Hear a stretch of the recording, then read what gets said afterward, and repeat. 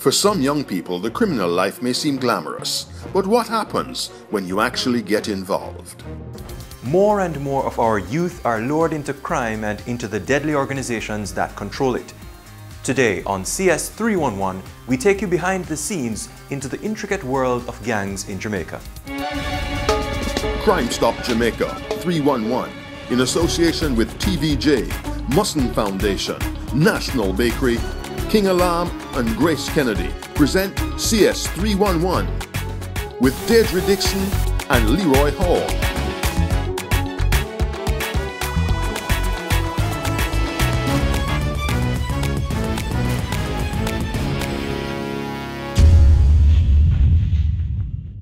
They say you find strength in numbers, and even for criminals, that seems to be the case. Did you know that there are more than 250 active gangs that operate all across this island? Criminal gangs are involved in, you name it, shooting, drug dealing, car theft, extortion. In 2016 alone, most murders in the country were linked to gang activity. But one branch of the Jamaica Constabulary Force is determined to break that stranglehold. Let's hear more from the JCF's Counterterrorism and Organized Crime Investigation Branch, CTOC. If you look at the numbers, certainly over let's say in the 1990s, I think we had roughly about 90 or 100 gangs. And if you look where those gangs were located, it's largely in the Kingston metropolitan region. So there are rural parishes now that hitherto we were not seeing those sort of activities.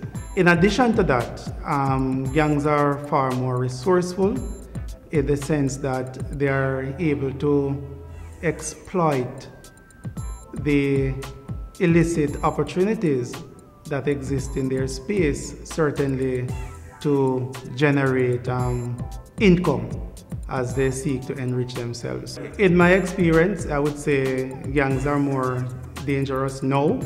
Certainly they have greater access to illegal firearms, and that makes gangs very, very dangerous for the public and as well as for law enforcement officials.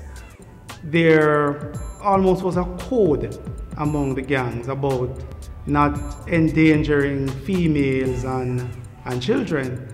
That code is now being breached with a degree of frequency, which suggests a level of callousness that exists in some of the gangs. They are far more dangerous and ruthless now than in the past. If we're talking about, for example, our more organized and structured gangs, we're talking about numbers in the 50s or the 60s at any particular point in time. If we're talking about the less structured gang, we could be talking about 4, 5, 6. What is important to note, however, is the extent to which gangs lose their members quite frequently. And this could be driven by internal conflicts within the gang or inter-gang conflict that certainly lead to the shootings and the murders of gang members. And at the very top, what you would have is the original gangsters, followed by the other members who are really ordinary members of the gang, and then a host of wannabes that are moving around the gang and have aspirations to be a part of the gang. So essentially what I'm saying is that gangs are able to rev up their numbers in a very short period of time once they get into recruitment mode. The reach of organized crime is so wide that it stretches into places that many of us would never expect. Into our schools, our rural communities, traditional organizations, and in some cases, our homes. We'll tell you more in a moment. But first, we relive the story of an ordinary Jamaican like you and I, mysteriously gunned down in broad daylight, helpless to her attacker. It was Monday morning that the children of Kilsyth Primary and Infant School will not soon forget. A day when violence invaded their lives. Natalie Gale, the traffic crossing warden, affectionately called Mampy, was seated outside in front of the school.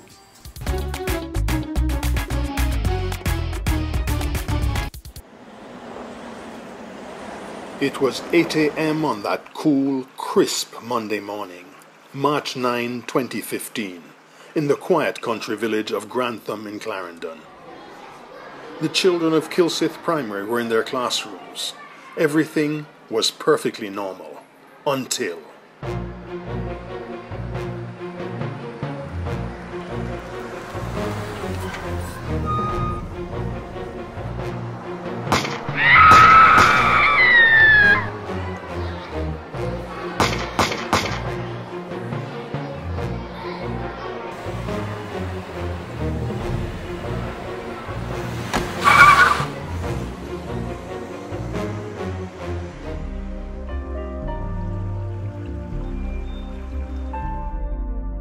Normal became total chaos.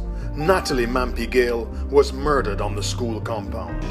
And I feel discouraged very much over my daughter whenever I come at the school gate and look across. And remember that she was at the school looking her bread and she's down in the grave. Innocent, and she don't do nothing.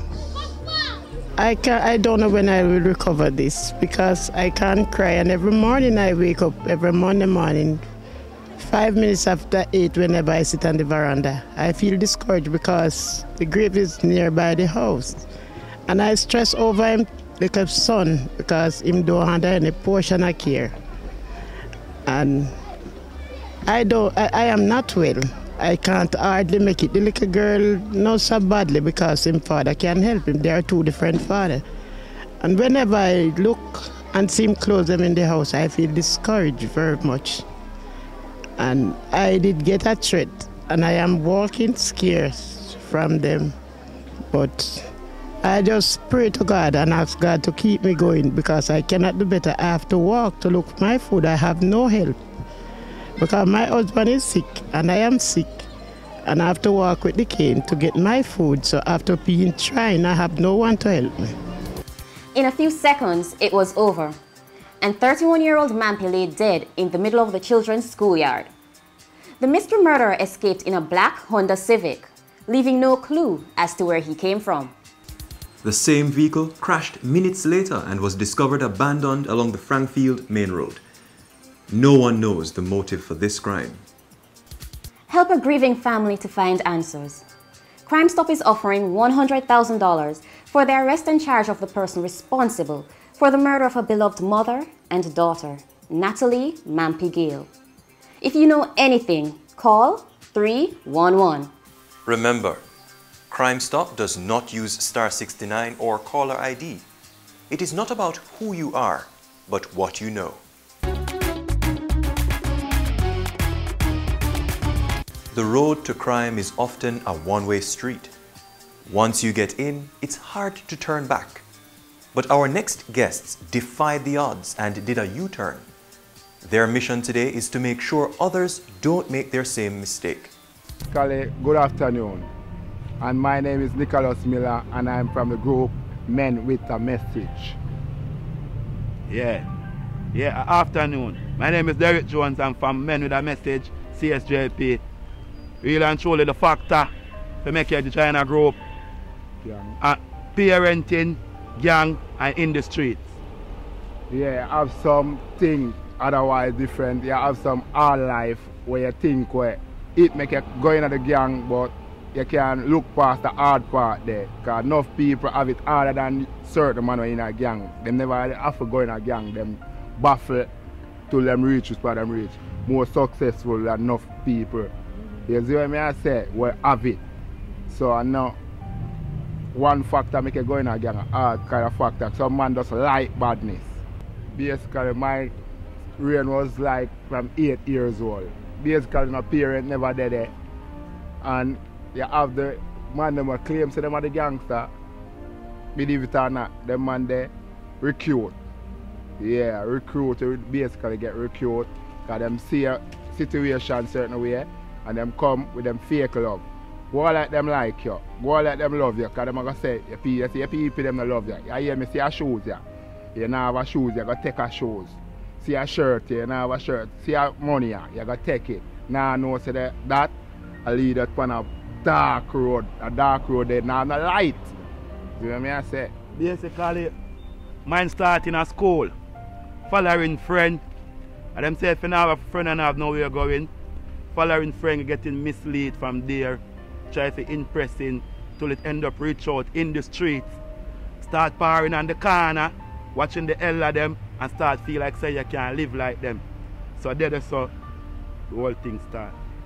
Joy, happiness, so you see some man a live. And that's what I say, you're not gonna know until you're in there. Because it's a dark road. Them put on a face, make it look like all sunshine and rainbow. No color none in there none at all. No color. It's like super dark. That them though, them basically recruit you, show you a good face and tell you say, yo man, you can't get bad man because badness is here, but guess what? Badness is madness. I want to tell you say, have a thing about it too, where when you get in it, it make you think say the fear where you go have can show off on people. That means that people are afraid of you. People are going to rate you. You can't get girl easy. You can't get extortion. I'm telling you like how it is. It come like the government, it come like the army, it come like the police. You have hierarchy, you have second in command, you have third in command, fourth in command, fifth, straight down to who are the people that must sweep the street. From the corner, you have it straight from the top to the bottom, because you can't have all a done when you're in the community, but I aim a finance a thing. Because enough youths in the community, them cannot afford nothing what them have. No gun, no car, nothing them have. But all them get it. All them weird, them never was working. Used to see them now work, but you see them a fire gun, and that drives some youth badness enticing, going a badness. Cause you see the done have that, you see the done have this, you see the done. We don't know where the done do forget it, how much murder him have to do forget it, or who finance him. And when him have you in the crew, and you are going to start from the bottom, and it's not easy to go up here at the top. But when you're never on the bottom, remember, it's only, you maybe can get a minimum of quarter of bread a night, or some sugar, or maybe if them buy some clothes, too much clothes what them don't want, them come give you a shoes or a shirt. Simple, I saw it there. Yeah, I want to tell you, extortion, like robbery and intimidation, intimidate people and these things. Basically from what me know, by was in a gang, out a gang now, watching the news, seeing man on the corner, basically they can put it different from now bashing the police, different from what the police them do. Gang response the whole of it. Yes, because at times I remember when I was in it and I get shot, I have to run for my life. Really and truly, I have to run for my life and I beg for cover. I end up of it chuck underneath a bed. So a whole heap of memory moment I remember when I into it. Yeah, for me, when I kind of get hot, gunman I look for you, police war you, you can't sleep comfortable, like basically you're not gonna get no sleep at all because you're wondering when them are gonna come, who are gonna come, who are gonna kill you. Basically it was like paranoia. Yeah, not good. For me, get a girl pregnant and besides say I don't want to extortion nobody, I beg nobody. Cause I watch a lot of TV and I basically I think that Jamaica was getting better, like getting to USA standard and worldwide standard. So basically my kids now, cause I got two. My kids them gonna have a career there. And I like my kids to come say my father is a logician, a motivational speaker, a watchman, a security, anything but a gunman or a wasteman on the corner. That make me change. Getting out of the gang, I want to tell you that CSJP end up both way for getting out. CSJP make we come on the crime prevention program and make we get certified through the CSJP. Me and him is a certified electrician. So CSJP even boots me if I come out of the gang. So when I can see I can go forward in life. So CSJP I would have give to. But I never have a friend and I have nowhere going. Never follow a friend and I have nowhere going. Really and truly, because badness is madness. For me, basically I tell you, whole Jamaica, maybe you don't know me, you don't know me. I apologize. I am so sorry. Because maybe I'm not wrong a lot of fun, but in my community, a lot of things go on. And I am so sorry because maybe we're involved in some of them. I am so sorry to Jamaica, to the whole world. I just try to make a better Jamaica. By doing this one, I try to now. Sorry, just sorry. Alright, my name is Nicholas Miller. I was part of it. I need to tell you what him loves say, what I not say. I make him say it himself. Me go there, I know what it is like. No matter make them chickens, all fame and bright lights, but as well I say, if you enter it, come like as a step through the door, a darkness. No open no dead. You cannot go in a bank, you cannot go certain place, you can't walk in police. Police want you, gunman want you, and remember this. A lot of friend killer in Jamaica. See a man them when you par with, we don't like you, I just kill you. So I beg you, use this. Use we. Use the things them want to see around you. We was in there. We know how it's structured. We reason enough youth and show them our experience and show them say, here, don't put 1 foot in or 1 foot out. Know what you do. Don't serve 2 masters at one time. Serve 1 master. So, I'm saying if Shark come from water bottom, believe him, because I'm actually down there. Please avoid it. Badness and madness, gang is a dead end. Amazing stories of courage, of survival. But many don't have what it takes to break free. Others never live long enough to give themselves a second chance. Want to know more about our gangs and gangsters? Here's our Did You Know segment.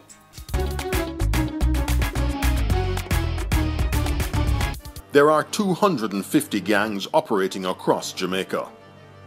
Kingston and St. Andrew have the unfortunate record of having the most gangs. That's 108 or 43% of all active gangs. The western parishes of St. James, Trelawney, Hanover and Westmoreland account for 20% of gangs. That's 50 active gangs. The police have already established that 44% of all murders in 2017 are gang-related, but many believe that that statistic could be much higher. Gang members are involved in drugs for guns trade, scamming, extortion, predial larceny, meat for drugs, ammunition trade, human trafficking, prostitution, and contract killing. Gangs are complex organizations.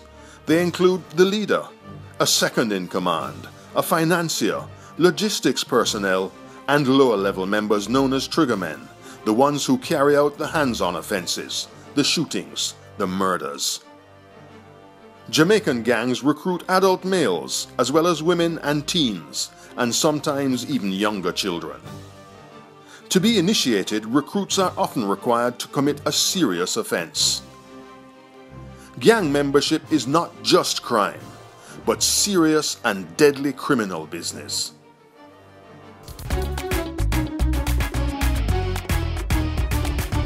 Unexpected opportunities in life can also be the most dangerous. What time of talk myself like this?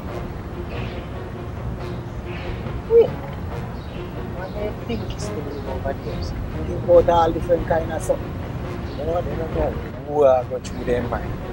I mean, look at me last to come in and normally come on the side. What?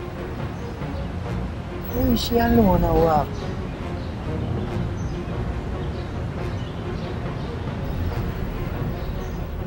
Hello, hello. Hi. What you alone doing walking on this lonely road by yourself? You need a bit of company? How about I take you to the nearest point?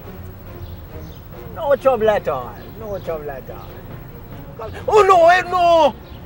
It's a hold up. It's a man. You're right about one thing. These are dangerous times. But this lucky day may not be so lucky after all.